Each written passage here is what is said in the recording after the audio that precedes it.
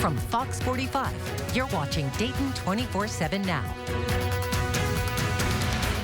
Flu season is here, and it's important to remember just how unpredictable it is.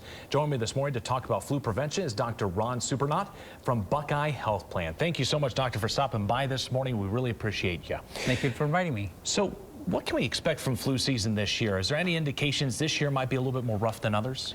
No, we have unfortunately no way to predict at all how it's going to be. That's why it's so important that everyone age 6 months and older get a flu vaccine right away. Now, you talk about getting the flu shot, but when is the best time to get it? By the end of October is recommended, so if you have not received it yet, you should get it immediately. Now, who is at higher risk when it comes to the flu and contracting it? It's not so much who's at high risk for contracting it, it's who's at high risk from getting very ill from it. And that is pregnant women, children under the age of 5, adults 65 and over, and people with chronic illnesses. Those people, if they do get the flu, may get a more severe form and may get very ill from it. Now, I know you talk about kids being most at risk. I know that the flu mist came back last year. Some parents might opt for that option out of convenience, less screaming.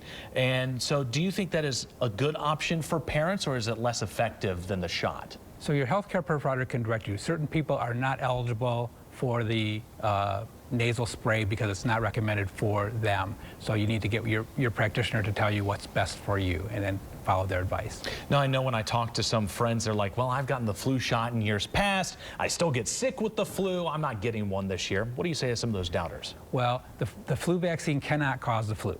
It does not have any live virus in it. So I think that myth is clearly debunked. People who get sick after they've had the flu shot are not getting sick from the shot itself or from the vaccine itself. They're getting sick from something else, or they could get the flu in a very narrow window. So for 2 weeks after you get the vaccine, it takes that long to be fully effective. Now, we know you can get the shot as a prevention method. We all know the age-old thing, wash your hands as much as possible. Yeah. Is there anything else we can do? Sure, there's many things you can do to help minimize the spread of infection. And washing your hands, as you said, is really important. Keeping your hands away from your eyes, your nose, and your mouth, which are portals for infection. And then keeping yourself healthy with regular diet, exercise, getting plenty of sleep. All right, Dr. Suprenant, thank you so much for stopping by this morning. We appreciate these helpful tips, and hopefully we can all stay healthy. Exactly. All right, thank you so much.